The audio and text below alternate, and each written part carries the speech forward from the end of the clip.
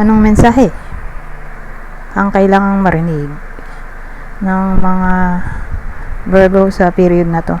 Pwedeng nangyayari na itong magiging reading natin, or mangyayari pa lang. Kung hindi man para sa inyo itong magiging reading natin, di baka para sa someone na malapit sa inyo o sa someone na kakilala nyo mismo.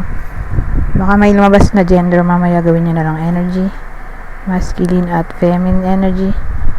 Pwede rin naman na huwag nyo nang pansinin ang gender. Hindi ko masasabi kung anong magiging reading, kung positive ba o negative, depende sa kung anong mapipick up kong energy. Walang masama kung papanorin ang sun, moon at rising sign, kasi baka alinman sa mga yan ay mag-resonate na sa sitwasyon nyo.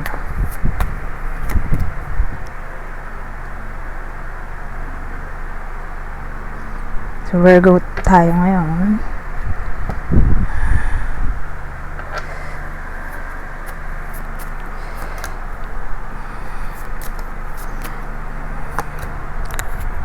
Meron tayong 2 of Wands, 3 of Pentacles, 6 of ano ba yan? Cups.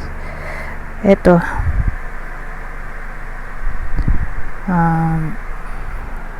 Rider, Lady.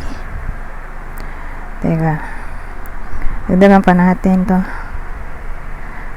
Teka, may naayos lang ako.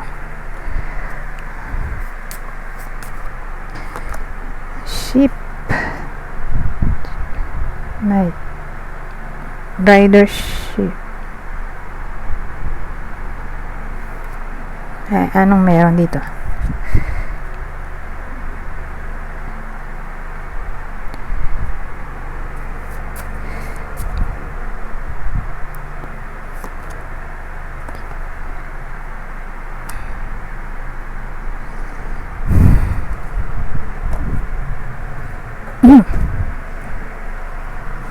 So, ang bida natin ay babae.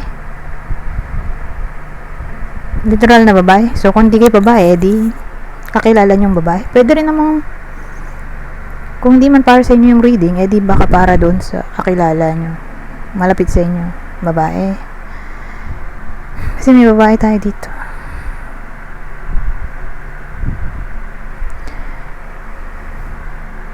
Ngayon, niisip ko anong topic ba dito.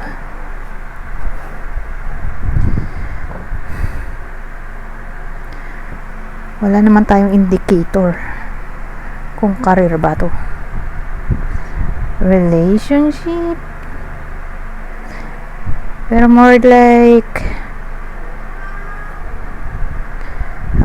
nasa malayong lugar siya ngayon, nasa abroad or napalayo sa hometown, or ang work niya ay may kinalaman sa traveling, delivery.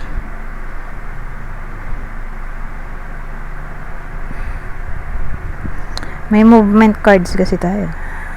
O pwede rin namang ang field ng work niya ay may kinalaman sa communications, ano pa ba yun? Trade, industry, commerce.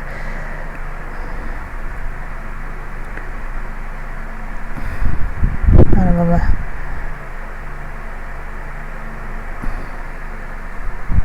Yun na lang. Wala nang maisip eh. Trading industry. Or buy and sell. Ano pa ba? Sports. Nasa sports or gym. Anyways, ano meron sa kanya? Alin man doon sa mga yun, yung trabaho niya dito. Or counselor, taga-solve ng problem, counselor.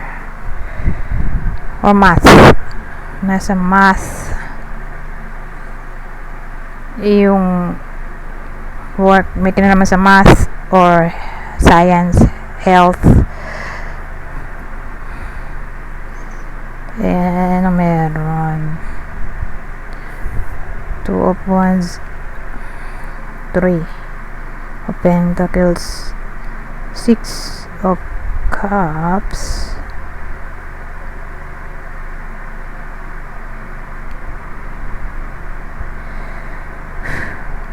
well, may pinaplano siya dito o pinagdidesisyonan. Cooperation, collaboration, mula sa someone from the past, or dati na to, dati ng tawag doon, hobby, interest, idea na parang gustong i-pursue. So nanggaling na siya sa past na naudlot, tapos gustong i-continue ulit ngayon, pwede rin ganun. So kung dito regarding proposal offering mula sa someone from the past or someone na hindi niya masyado nakakausap, tapos all of a sudden biglang nag-appear, ito ay pwedeng all about dati ng idea, interest, hobby, passion na gustong i-pursue or i-continue sa present. Anong meron?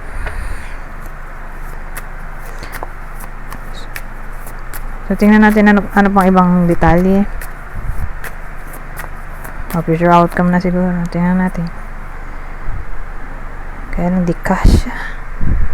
Dito na nga lang.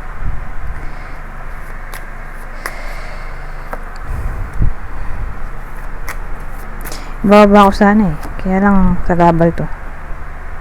Hindi naman pwedeng wala niyan dahil madilim. Ano to? Judgment, Hierophant, Seven of Swords, Judgment, Hierophant. Well, ang dating sa akin, tatanggapin yung offer.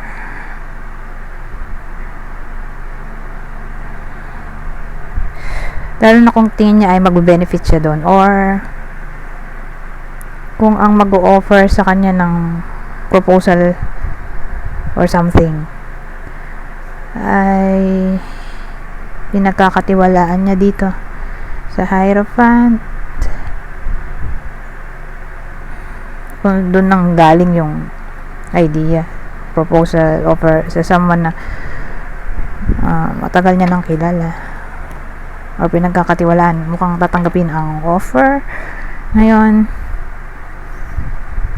kung tungkol naman sa pag-pursue or pag-continue ng passion, in dating passion, interest, idea, hobby,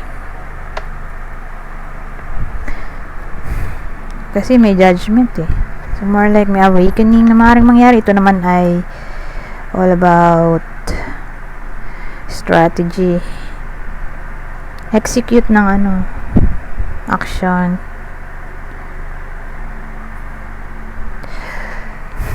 at yung Hierophant naman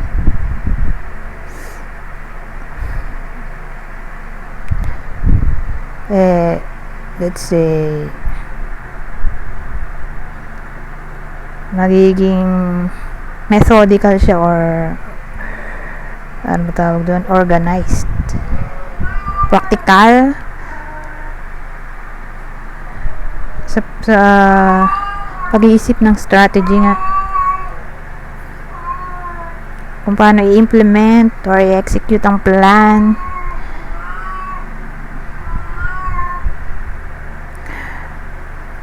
Ewan ko sino makakarelate dito, pero wala tayong specific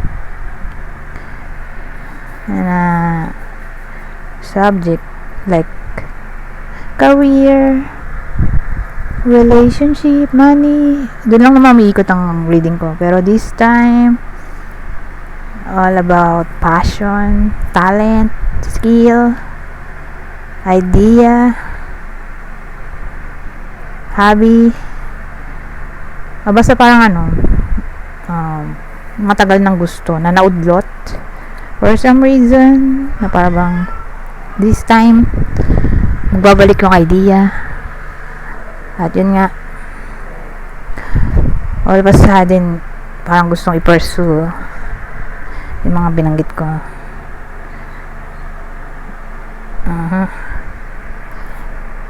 Ngayon, dito naman tayo sa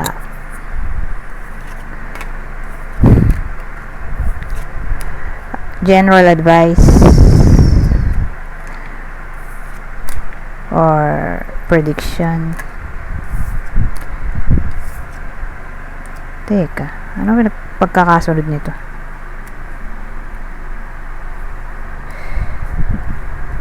Kailangan kasi magkakasunod eh.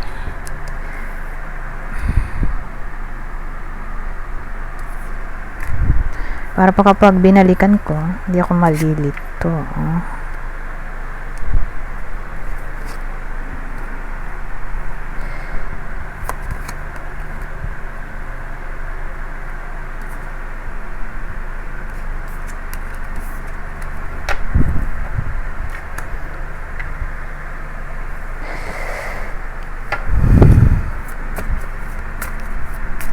So, general advice or other predictions sa period na to.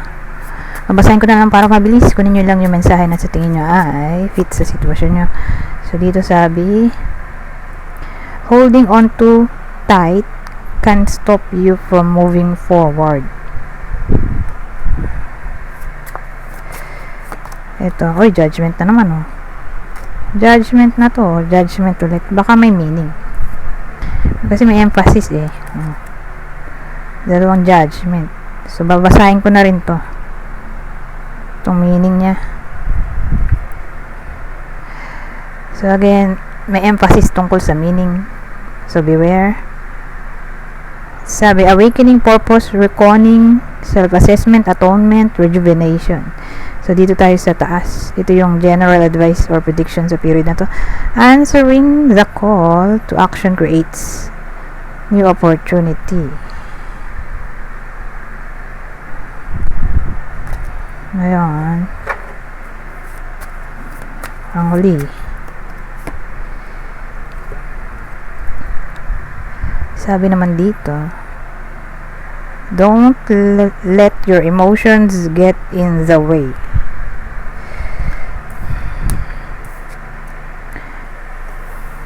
Ngayon, baka nasira na naman yung headset ko.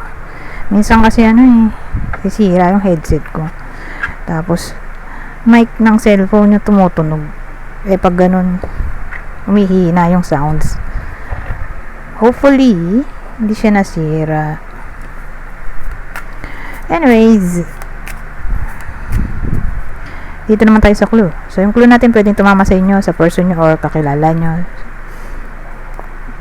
Kunin nyo lang yung clue na sa tingin nyo ay fit sa sitwasyon nyo. So, kung di man para sa inyo, yung reading, di baka para to, doon sa person nyo, kakilala, ko idol. Ito yung magiging identifier natin. Makeup. May someone na mahilig mag-makeup. Asian. So, kapwa natin Asian or nasa Asian country. Ngayon,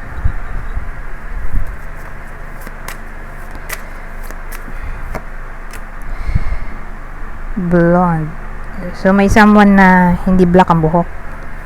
Whether inborn yan or napakulay ng buhok.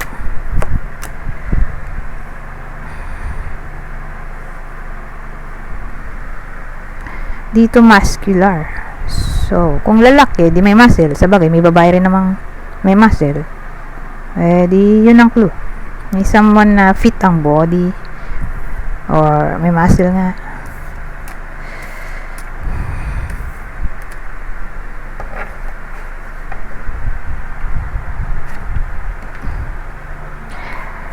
Ayan.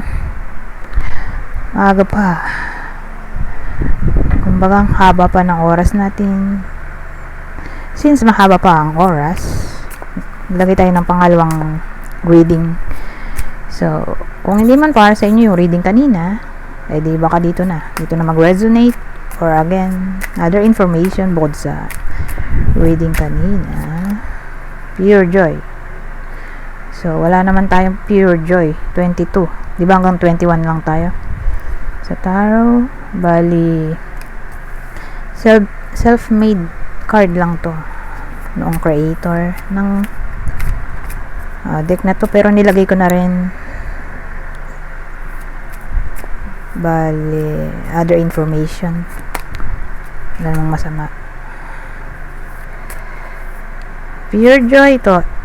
8 of Swords. Page of Wands.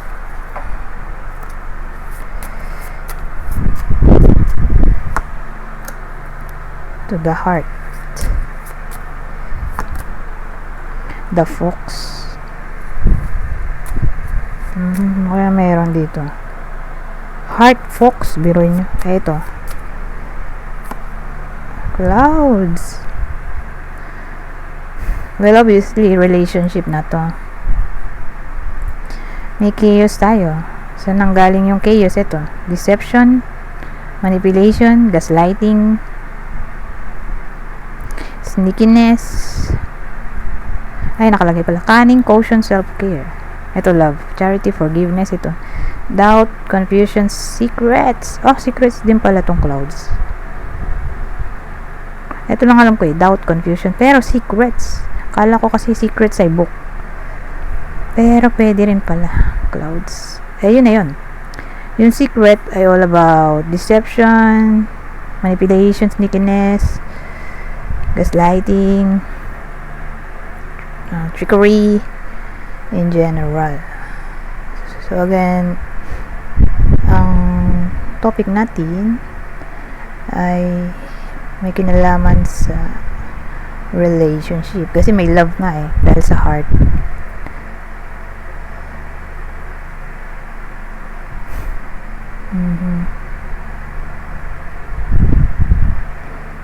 Ano kasi din to fakeness, falseness, or may someone na narcissist, liar.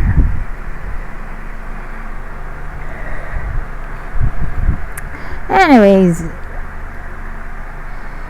bakit may pure joy dito? Pure joy. 8 of Swords.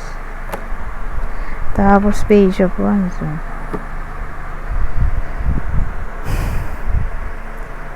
Ang dating sa akin, hindi na masaya tong combination.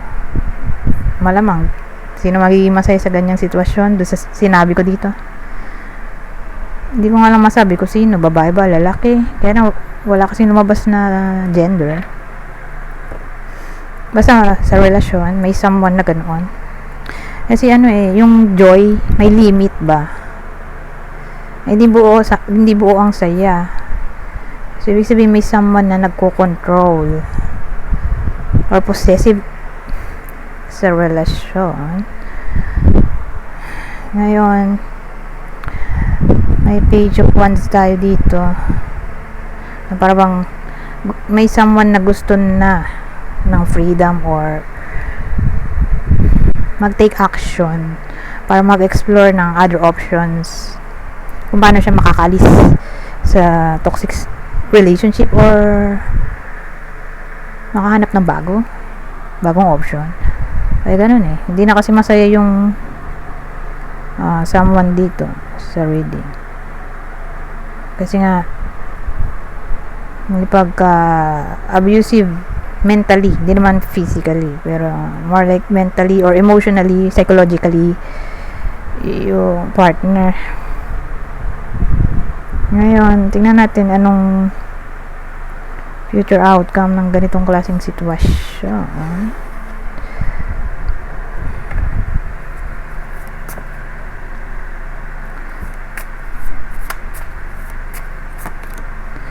Togetherness. So again, tulad nitong pure joy, wala namang togetherness. Ito 22. Ito naman 26. Ay, 24. 24. So, again, 21 lang tayo, the world. Extra lang din to. Togetherness. So, gamitin natin yung idea na yun. Togetherness. The Fool.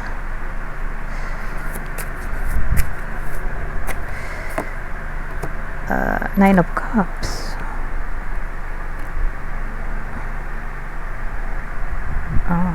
Ano yan? Ano future outcome natin? Well, ang dating sa akin, mukhang maghahanap na ng other option yung someone na lonely sa relasyon. Bubuksan niya ang sarili niya sa other option. Hanap siya ng bago. Yun yata wish niya dito sa Nine of Cups. Or yun lang siguro ang makakapagpasatisfy sa kanya emotionally. Lalo na siguro kung yung partner niya prone sa hot and cold, or hindi siya masyadong kinikibo or hindi affectionate. Kasi dito, ang dating sa akin, may new beginning kasi dahil sa the Fool may togetherness. So parang dating sa akin, may new person na paparating. Whether maging sila agad nung new person,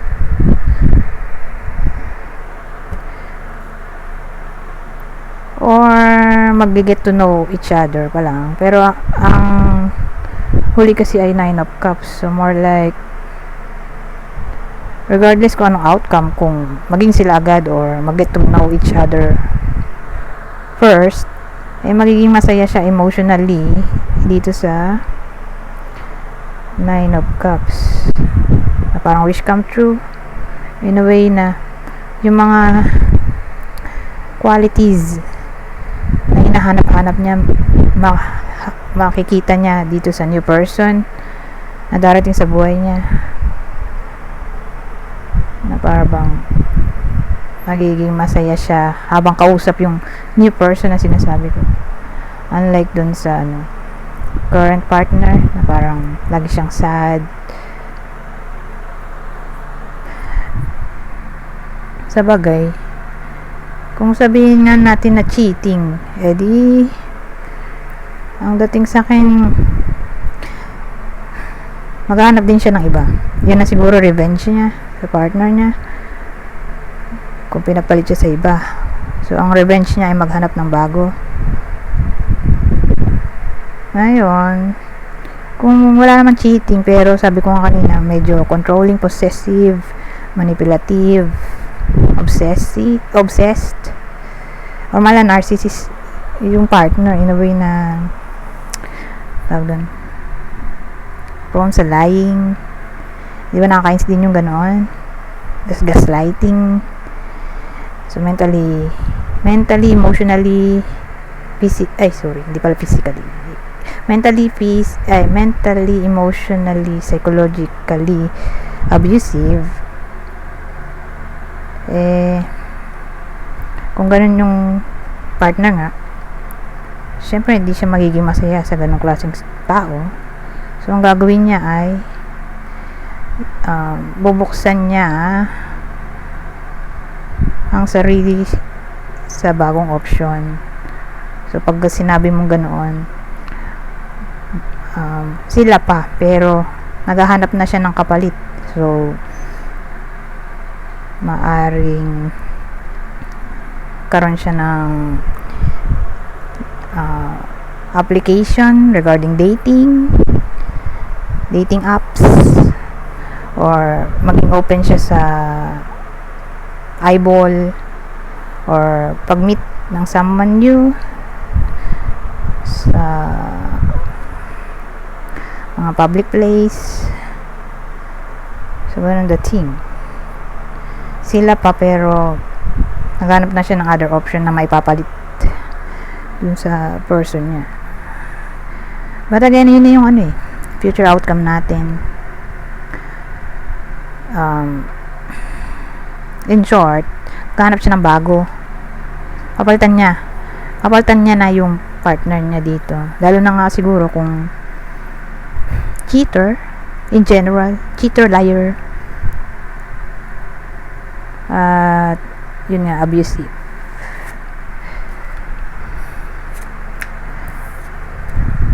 Ayan.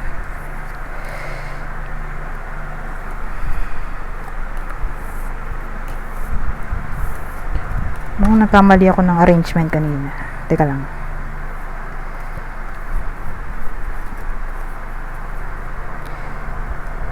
Kasi babalikan ko to eh.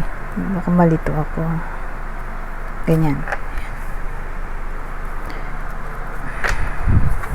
May tendency kasi na binabalikan ko yung reading. Anyways, dito naman tayo sa advice, general advice or other predictions sa period na ito. So, basahin ko na lang para mabilis. Kunin nyo lang yung information na sa tingin nyo ay fit sa sitwasyon nyo. So, sabi dito, use your intuition to set your moral compass. Compass. Ito. There is always another way to do something. At ang huli,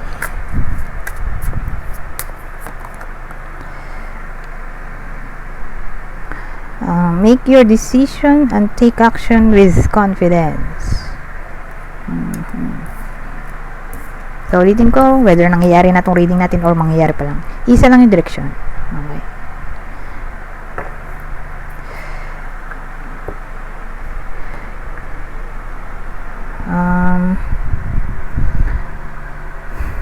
Dito naman tayo sa partner. Possible zodiac sign ng partner sa reading. Sa partner ng Virgo sa reading na to. Possible zodiac sign niya ay Capricorn, Aries, Leo.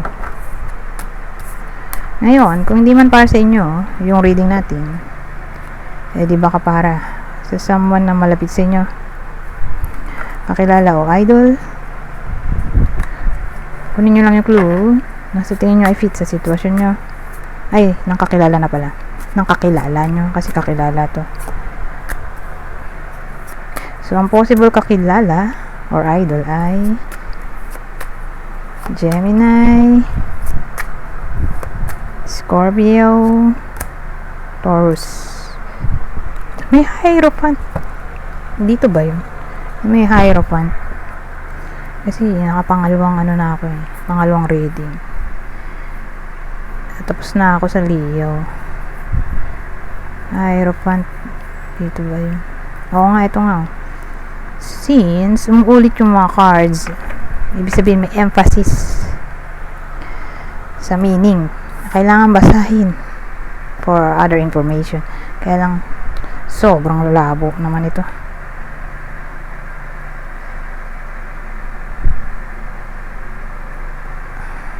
Ayan, ewan ko kung nababasa ba. Pero basahin ko na lang. Makikita nyo rin naman yan sa caption. So sabi, spiritual wisdom, religious beliefs, traditions, convention, conformity, education, knowledge, belief systems. Oh, ngayon ko lang nalaman, education pala to. Education, knowledge.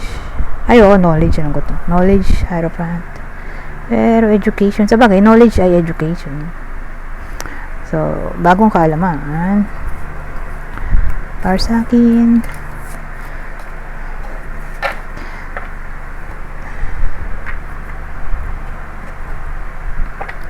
ngayon, dito naman tayo sa appearance.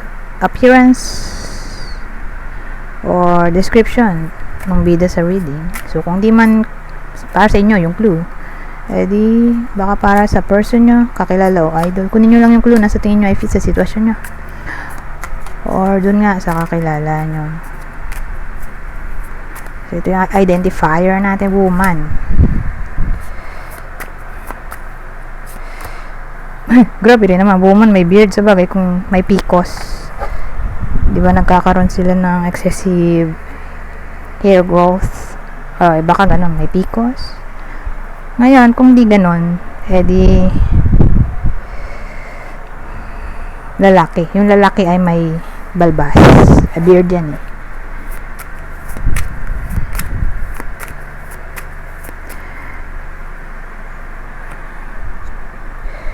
Ito, square shape ang face.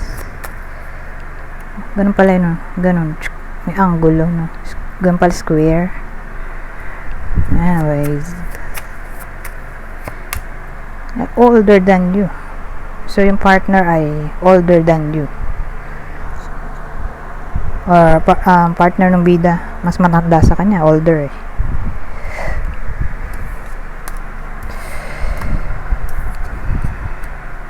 Pero woman, no? Yun lang naisip ko. Woman. May excessive hair growth. Or baka siya yung may square shape face. Or baka yung babae yung mas matanda. So, pwede rin naman ganun. Kayo na magano. Isip no, kung anong pwedeng mai-combine dito. Basta yan yung clue.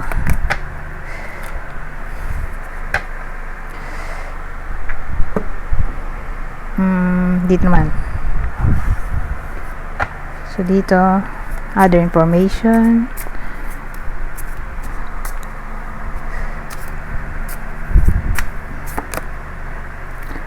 Sa period na to, pang pwede natin ma-detect.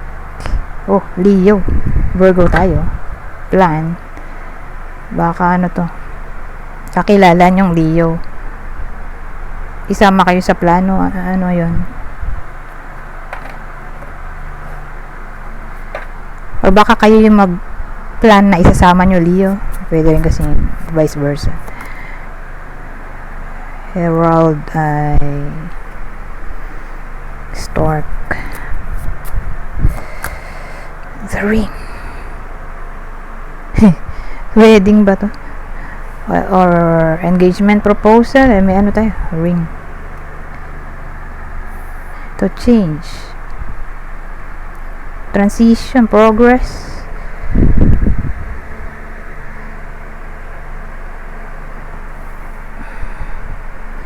So, baka surprise plan kung ang partner ay Leo, kung single, or di pa kasal, or baka may mabalitaan kayong kakilalang Leo, or partner niya Leo, yun nga, ikakasal na, finally. So, kung di siya ganun, all about wedding or engagement party,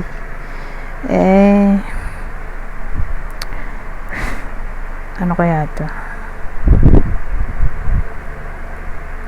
Reconciliation mula sa ex, or baka magplano na settle down. So, yun na rin yung wedding. Tawag doon, i-level up ang connection in a way na ka-baby. Kasi may start tayo.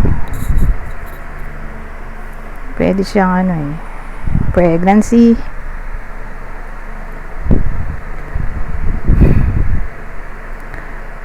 Or live in na, move in together. Pwede rin dito yun. Sa part na to. Pero again, may Leo eh. So, ito yung possible partner or kakilala nyo. Leo.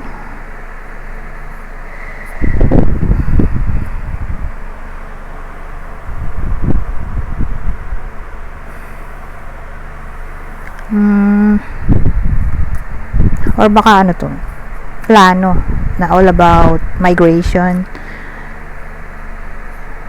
Baka gustong mag-tourist sa ibang bansa, maging tourist sa ibang bansa, or baka mag-work na talaga doon sa ibang bansa, pero plano pa lang or baka naman na plano na at gusto na nga i-execute yung plan. So, depende. Whether paplanuin pa lang or sasagawa na yung plano. Pero again, ito yung partner or kakilala, Leo, na maaring kasama dun sa plano or mag-offer ng plan. So again, baka traveling. May promise kasi dito eh. Ito naman pwede ng traveling. Plano, traveling. Ano ba yun? Ay, sorry. Plano, promise, traveling. Pwede rin. Oh, location. Ay, anong oras na ba to? 35 minutes na pala to. So, dahil 35 minutes, mag-end na ako dyan. Pero hindi pa yan yung ending cards. Itong ending card natin. Deck. Dito tayo mag-end. Sa deck na to. So, sa part na to, babasahin ko na lang para mabilis. Kunin nyo lang yung mensahe na sa tingin nyo ay fit sa sitwasyon nyo. Bale, general advice at prediction na to sa period na to.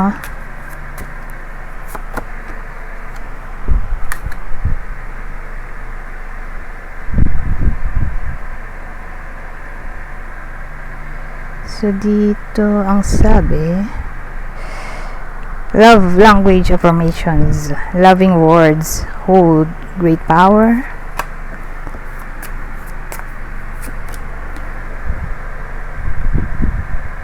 Ito, bonding or bonding. As you get to know each other, you discover many things in common.